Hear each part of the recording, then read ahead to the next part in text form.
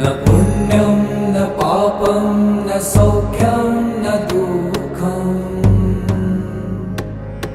न मन्त्रो न तीर्थं न वेदा न यज्ञा अहं भोजनं नैव भोजं न भोक्ता चिदानन्दरूप शिवोऽहं शिवोऽहम्